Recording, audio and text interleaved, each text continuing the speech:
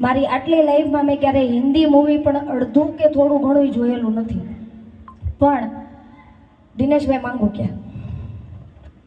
અમારે સતરંગી રે મૂવીના નિર્માતા છે અને રાજ બાસીરા એટલે કે દર્શનભાઈ દેસાઈ, એમાં રાજભાઈનો એવો સરસ રોલ છે. અને આ સતરંગી રે મૂવી જે છે એ સુરતમાં અત્યારે ધૂમ મચાવે છે. તમે નથી જોયું ને એનો મને અફસોસ છે, કેમ કે અત્યારનું યંગ જનરેશન જે ખોટા રવાડે ચડ્યું છે એને ખરેખર એક સરસ સંદેશો આપવા માટેનું આ મૂવી બનાવ્યું છે કે જે આપણે ગુજરાતી પિક્ચરો એવા જોયેલા છે કે જેની અંદર ભાઈ અને બેન એક સાથે બેસીને ન જોઈ શકે, માં અને દીકરો બાજુ બાજુમાં બેસીને ગુજરાતી પિક્ચર ન જોઈ શકે એવા પિક્ચરો મેં સાંભળ્યું છે, મેં જોયા નથી.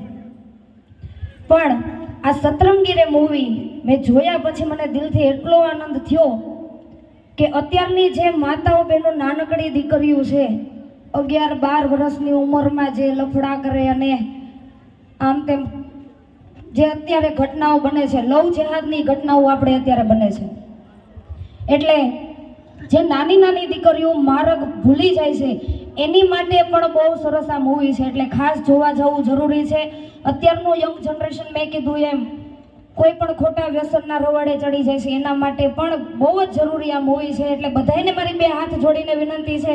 આમ તો તમને ખબર છે કે હું 2 હાથ જોડીને વિનંતી ન કરું, પણ આમાંથી કંઈક શીખ લેવા જેવું છે એટલા માટે આપ સૌને મારી 2 હાથ જોડીને વિનંતી છે કે સતરંગી રે મૂવી જોવા ચોક્કસ જાજો. અને તમારે આખા શ્રીનિધિને જો હંપીને જવું હોય તો એક તમે